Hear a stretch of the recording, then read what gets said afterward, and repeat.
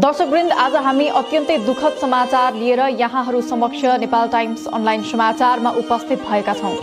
सधैँ पर्दा पछाडि बसेर तपाई हाम्रा लागि तस्बिर र भिडियोमा सत्य कैद गर्ने एक पत्रकारको आजको दिन अन्तिम बन्यो। लोकतन्त्रको मूल्य जोगाउन आम नागरिकलाई सत्य देखाउन खटिएका उनी आज आफै एक अमानवीय घटनाको शिकार भए। आजको अराजक आन्दोलनमा एक पत्रकारले आफ्नो प्राण गुमाए। राजावादी समूहद्वारा गरिएको आगजनीमा परेर जल्दै ध्वस्त हुँदै उनी रिपोर्टिङ गर्न गएका थिए, खबर सङ्कलनका लागि, तर खबरकै पात्र बन्न पुगे। एबी न्यूज टेलिभिजनका यी समर्पित पत्रकारले कहिल्यै सोचेका थिएनन् कि क्यामेरा समाउँदै कलम चलाउँदै बित्ने जिन्दगी अचानक आगोको लपकामा बिलाउनेछ।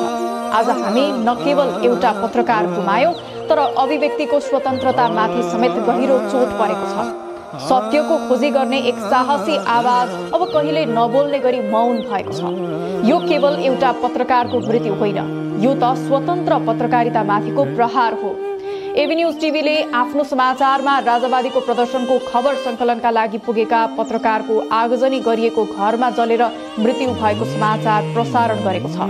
प्रहरी प्रवक्ता डीआईजी दिनेश आचार्यका अनुसार घरको चौथो तलामा एउटा शव फेला परेको छ।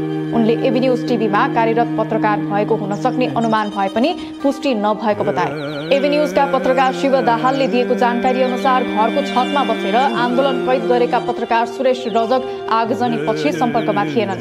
रजकका भान्जा राजेशले दिएको जानकारी अनुसार मामा सुरेश रजकको राजावादीले आगो लगाएको घरमा जलेर मृत्यु भएको छ, तर शव नचिनिने अवस्थामा रहेको हुँदा प्रहरीले हस्तान्तरण नगरेको उनको भनाइ छ। यसअघि प्रहरीको गोली लागेर कीर्तिपुरका 29 वर्षीय सबिन महर्जनको मृत्यु भएको गृह मन्त्रालयले पुष्टि गरेको छ।